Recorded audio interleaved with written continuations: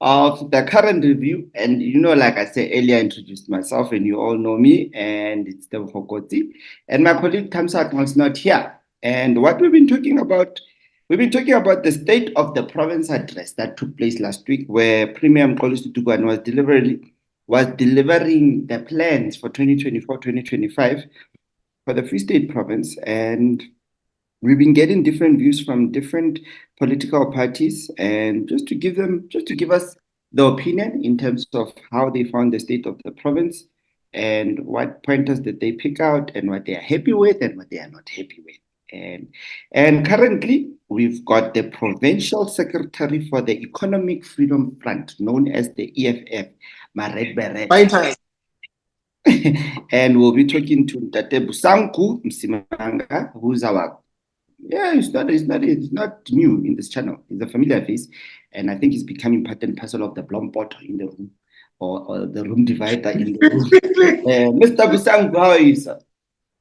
I'm fine. And how are you, my brothers? Ah, I'm good. That's why I get because the clock is ticking, like you were saying earlier. Yeah, no, it's 5-2. It's 5-2. So, without wasting any time, the Premier delivered his state of the province last week. And you, as the EFF, what's your overall feel in terms of what was delivered, and what's your take, and what are you happy with? What are you not happy with? Yeah, you must say it proper. You must state it properly that the outgoing Premier of Free State, the last Premier of African National Congress in Free State, did his last State of the Province address in Kwala. I went through the State of the Province address. One, it says minimal, almost nothing about corruption in Free State, where almost every department, every municipality is entangled in corruption. On its own, corruption was deserving a space in the State of the Province address, and tell communities how far he is in attending to issues of corruption, and how far will he go.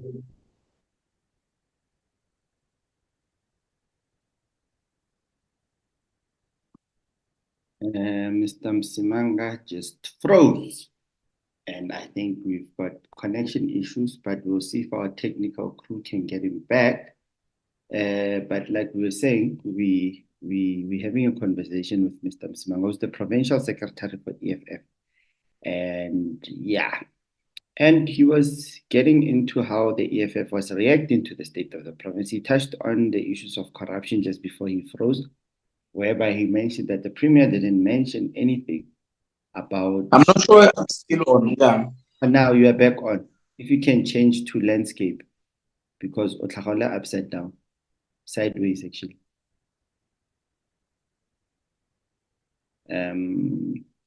Yeah, while we're busy trying to sort that out technically, like I was saying, the state of the province address, the premier touched on. Let me try and get pointers that I know. I was going through it also, and there were pointers that he touched on. Especially the most concerning one was involvement of youth in projects. He didn't deliberate on that at the moment. For example, he touched on issues that social compact, about the issues, and then also he embraced the fact that the government went on in Bizo with the president and them also, just to try and address service delivery issues. And the most important thing was that it is here mentioned for, it is no surprise that our contribution to the national gross domestic product remained at 4.9% between 2019 and 2022.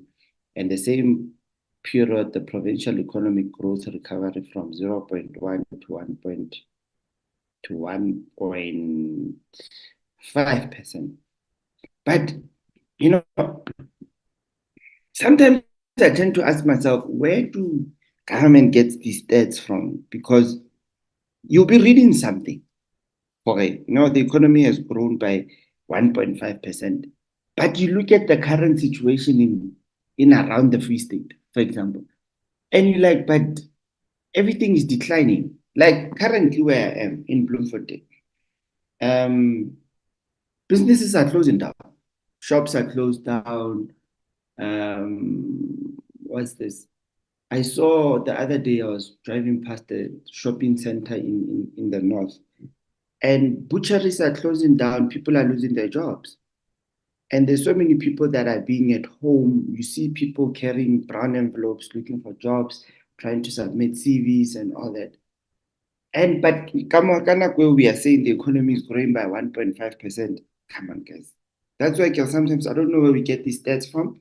But if there's one thing that I've picked up, the biggest mistake that government does, and I'm going to refer to government as a whole, is that they don't consult. They rely on internet-based stats or based on they know Tebogo will give us the stats.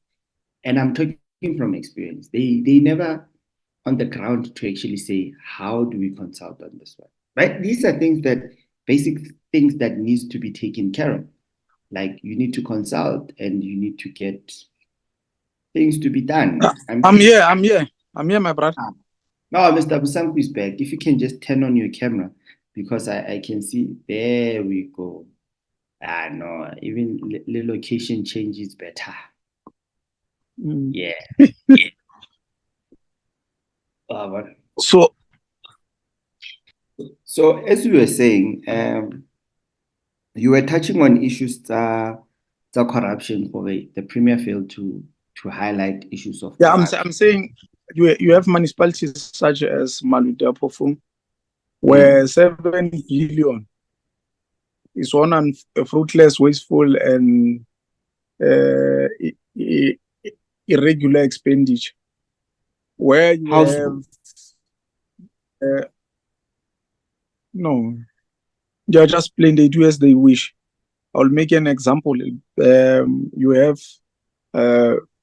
now recently they have re-advertised a post of a municipal manager for the third time. They are about to do it for the fourth time on the 15th if they do not. But you must know, when you advertise, every time when you advertise, you spend 160,000 rand. So when Auditor General is to audit, will characterize that thing and categorize it as fruitless and wasteful expenditure, because the money that you are just simply wasting. You should, under normal circumstances, you should not have conducted such an act that would result in money being fruitlessly spent. But let me go back to the subject, what I wanted to raise. I'm saying in that municipality, there's a lot happening there, but there seems to be little attention given to that municipality. Let me go to Mohokar. When you go to Mohokar, when I'm to state incidences of corruption, you have 100 million spent on water treatment plant. But when you go there, there's no water treatment plant. It's a fit. You should be worried about level of corruption in Free State. When you go to Mangaung, the current municipal manager is on record requesting bribery. And there's a clip making rounds. And the leadership of ANC, led by Dukwana, decided to appoint such a person to be a city manager of Mangaung local municipality. I'm saying, so there's no commitment, there's no element of seriousness in fighting corruption. In fact, instead of fighting it, the current leadership is even enabling the environment for this thing to continue to exist. So that's one point.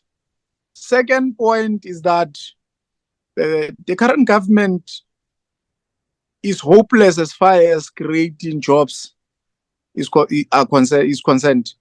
Because it can't be that if you are serious about creating jobs, you are saying your target was 260,000 and then you are able to create 280 new jobs. And when we are to deal in details as to whether what kind of jobs that you have created is EPWP. EPWP is what they used to call in Kwakwa Mansatlala. These are temporary jobs that people will rotate. These 3 months it will be this section, and then the next 3 months you take other people. It's Mansatlala. Necessarily, these are not jobs that will bring about dignity to our people. And when you try to check money that they are earning out of these jobs, you'll find that they are earning less than a grant going to a pensioner. A pensioner seated there, an elderly person is seated at home. She or he is earning far better than those 280,000 jobs that were created. People who were earning in those jobs, a pensioner is earning far better than them. So I'm saying it's a problem to us. The concept of EPWP was such that it has to create exit opportunity. It has to transfer skills. It has to empower you so that when you come out of the project, you come there empowered, so that you can be able to do things on your own. But there has to be exit opportunities to know where are we taking you to. But my brother, you will tell me this kind of EPWPs where people are forever embarked on cleaning streets, cutting grasses. On your own, you see that there will never be there's no transference of skill. Almost everyone can cut grass.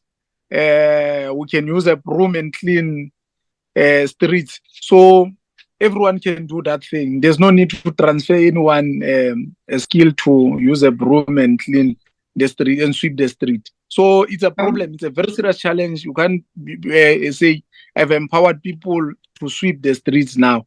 I've gone somewhere else. So I'm saying I thought they will talk about industrializing and reviving industries in the province of Free State. Let's make an example with these homeland governments that were led by Mopedi in Free State and Mangope.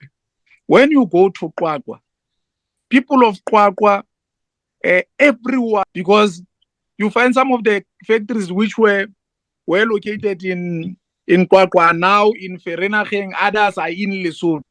Why are they creating jobs? Talk and talk, but really whatever which was said there, it lacks substance. It lacks foresight as to where are we going to take our people to. For instance, you are saying in the next 3 years we're going to create 400 and something jobs, 400 jobs. For the next 3 years, people of Free State must know that this government, if you are giving Dukwana power, is going to create 400 jobs in the next 3 years for a population of about over 2 million. But don't you must know that this government is promising you to create 400 jobs, yeah? Don't you think it's been realistic?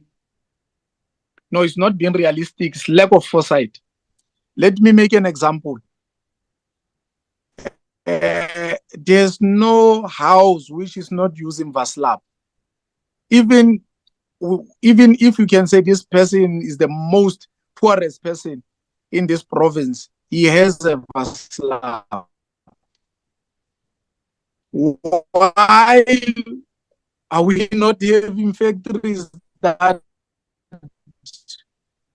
produce Vaslabs? Almost everyone use plates to eat. We're using spoon to eat. Why don't we have factories that necessarily work on those things? Let me make another example. South Africa basically consume a yearly billion chickens. But in South Africa, we can only produce about 30 million chickens. We have 970 million chickens being imported from other countries to South Africa. I'm saying it's lack of foresight. It's lack of vision. The old man country. But now, don't you think some things are actually, they are difficult to, when you're saying you want to open up factories and then they say you can't do this? Don't you think the resistance from economic factors actually affects the delivery of those basic services? I don't think so. I don't think there's a resistance. There's money. For instance, why don't you get rid of EPWP program and redirect that money to chicken factories and reviving those homelands factories, and prioritize, your priorities should go on things that we are using on daily basis. But okay, there's money. But I'm going to give you my personal opinion from what I see. I believe that every political party that's within parliament can actually work together with the ANC in actually bettering our lives. But we tend to see more of infightings amongst political parties that actually delays the delivery of opportunities. And for example, I can give you a basic example and say, right now we are currently focused. What we can see is that there's a huge number of unemployment within the Free State, and it's affecting young people, and the crime stats are going up because now young people are also getting involved into crime because they're trying to survive. But I'm not seeing political parties like you as the EFF and the other political parties coming together and saying, but how do we curb the unemployment rate and create jobs? Instead, you guys will be saying the ANC is failing to do 1, 2, 3, 4, 5, or other political parties are failing to do 1, 2, 3, 4, 5. But I don't see you as the EFF saying, this is what we're doing to try and actually curb the current situation. And if you can go as far as 2019, I've been suggesting this thing.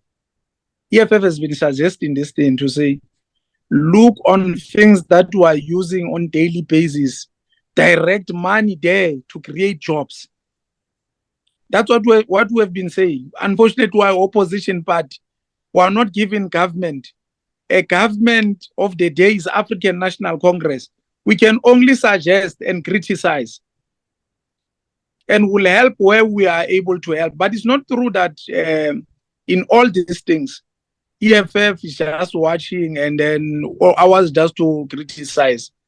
You'd remember during COVID-19, when we felt that value of all values is human life, and human life needs to be protected, we had to part ways with our salaries for 3 months. Contributing towards coffers of COVID-19 funds, so ensuring that we help to actually combat COVID-19. So it's not true that majority of the time we are just watching and then we're spectators.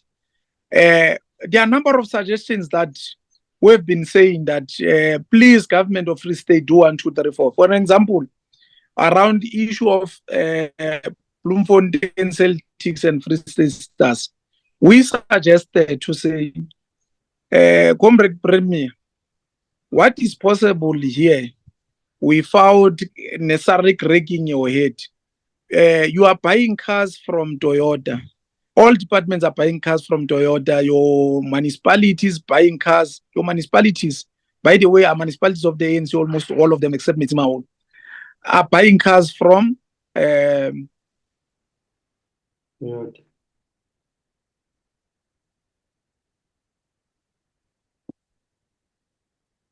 Seems like we're having a technical issues, connectivity issues and network. And can you hear me? You are back on. Hello. Yeah, I'm saying all these municipalities are buying cars from Toyota. Why don't you call Toyota to give sponsorship to this?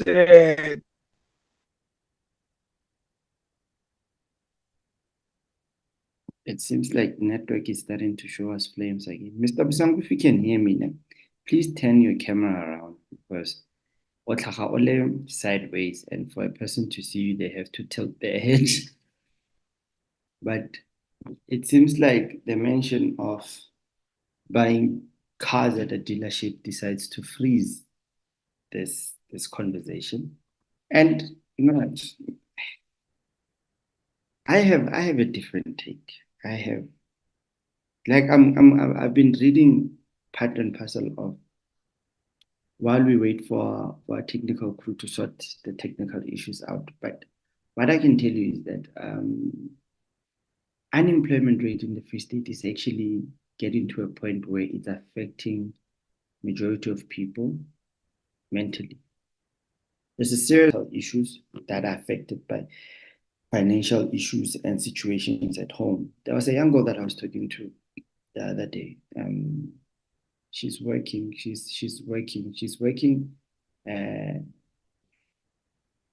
I'm not gonna say it's a good job, but it's a decent job.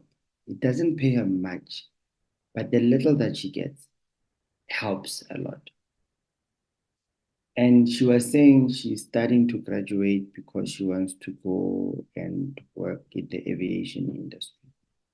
And she wants to change the situation at home because out of I think it's 3 siblings, if I'm correct, or 4, she's the one that graduated. And she's working on getting, I forgot, I think it's master's or something. And she's still young, man. She's in her 20s, like 22-year-old. She still has a bright future. Mandolo, you can see she works hard. And she was saying to me, if you can see the current situation at home. Mm-hmm. And when I saw the pictures, it's heartbreaking. Like it just, and then you look at yourself. Yeah, please turn the camera around. Yeah. The other way. Yeah. No, if you can turn it into landscape, like so. It's in landscape. There. Come back. There. There. Keep it that way. Okay, it's fine. Let's keep it that way. Before you got cut off, kind of what were you talking about? Now I got distracted. No, I was referring to people refuse. Solutions are there. People refuse to see those solutions as solutions to problems of our people. There's nothing that we can do. And this is based on what do you think would be a blocking factor for the ruling party to take suggestions from opposition party in terms of implementing programs that can assist? I think they are being childish. I will make an example. We spoke about giving people land to an extent that we openly said people must occupy the unoccupied land. And they said we are being reckless, what. But guess who is implementing that program now? Is the African National Congress. We spoke about expropriation of land without compensation in EFF. And we're called names and we're told we are reckless. Guess who's implementing that now? Is African National Congress. Who's talking about it now? It's ANC, even though they can't implement it to the fullest the way EFF was talking about it. What we spoke about 24-hour clinics. They said, no, there's no money for 24-hour clinics. Check who's trying to implement what we've been saying now. Is African National Congress. People are being childish. Don't pretend in front of a solution that is not a solution, but at the ultimate end, you go to a smaller Nyana corner and then you want to use exactly what it has been prescribed by other political parties or it has been suggested by other political parties. Ideas, no one has a monopoly of ideas. Today your ideas might win the day, but tomorrow it might be the other person's ideas that wins the day. We must be able to share ideas. The agenda that should unite all of us is agenda that seeks to liberate Africans, in particular blacks in general, from both social and economic bondages. That's what should guide us moving forward. Okay, and in conclusion, you mentioned something very important now about expropriation of land without compensation. And currently we are seeing in Bloem, there's a land invasion happening at Lorry Park, and they even gave it a name. A picture now, Bareke Mountain View.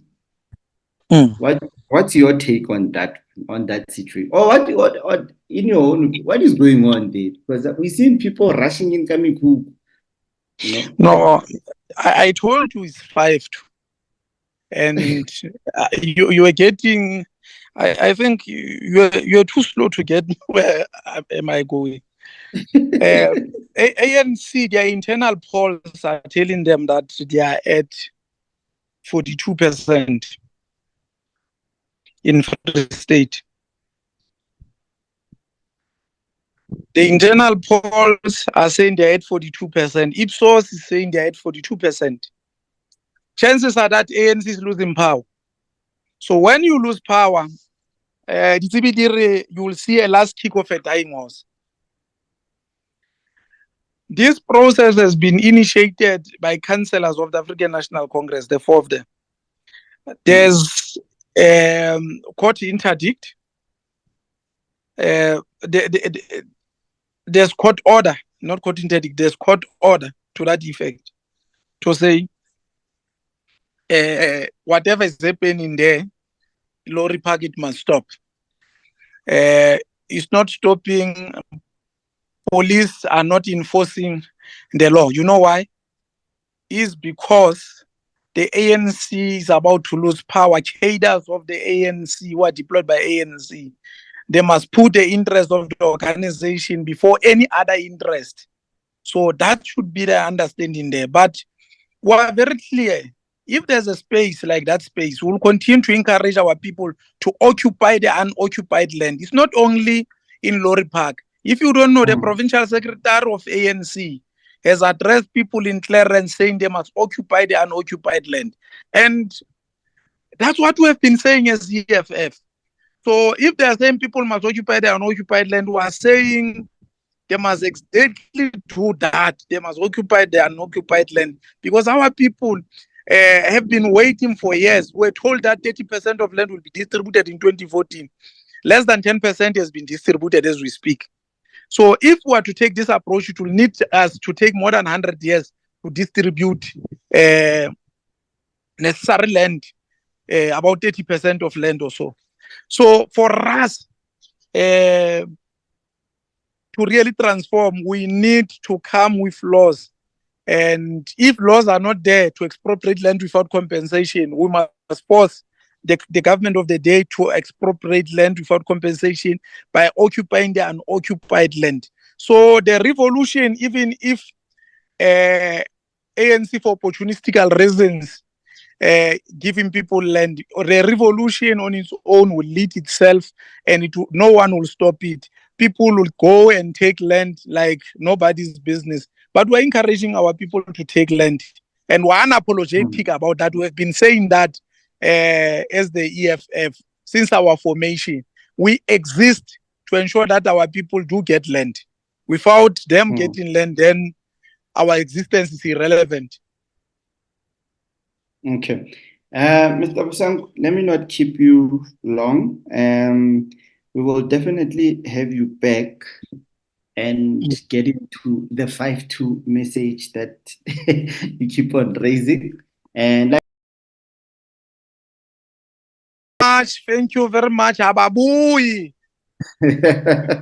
And thank you very much, Mr. Bosanku. Ladies and gentlemen, that was the Free State Provincial Secretary for the EFF that we're talking to, Mr. Bosanku. And he touched on a number of issues that they were not happy with, highlighted mostly on corruption. or age corruption is playing a key role. And it seems like the premier is looking the other way, according to them. And like I was saying earlier, just before we go off, the most disturbing part, it's mental issues. Mental issues in a sense, young people are faced with challenges of not having an income. Like I was telling about this young girl that I met.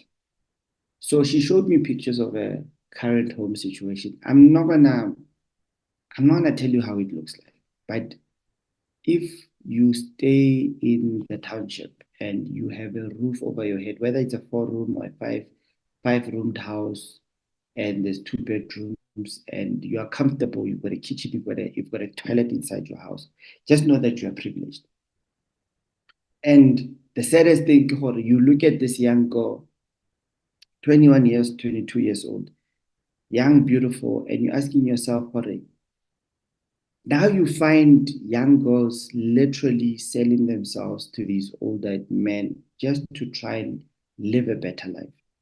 And let me not just only say young girls, it goes also as young boys. If they don't do that, they either fall into drugs or they go into crime to try and generate some money. And this is all because of, I'm not going to use the word social pressure. No, I'm going to say life pressure. People just want to survive. Either they don't want to survive, they want to grow.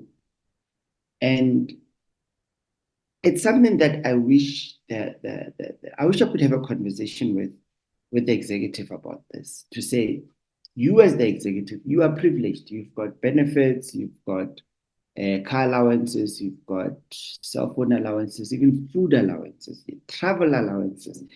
You are being driven by bodyguards, you've got blue lights, you're earning so much money. And it's easy for a person in that position to say, man, you'll be okay. They won't understand because they are not in that situation. That is why it's easy for them when you speak to leadership, they come back and say, because it's easy for them to say that, but they don't realize how frustrated you become when you wake up in the morning and you look at your current situation, or you go home and you get home and you find there's nothing to eat. Mentally, it affects you. It affects you. If I were to use a vulgar word, I would say it up. Yeah, messes you up big time. So I wish our leaders could actually leave their blue lights, leave their black cars, and just spend one night or one weekend. They could swap roles with one family, spend a weekend in that house and see if they can survive. I bet you my word they won't.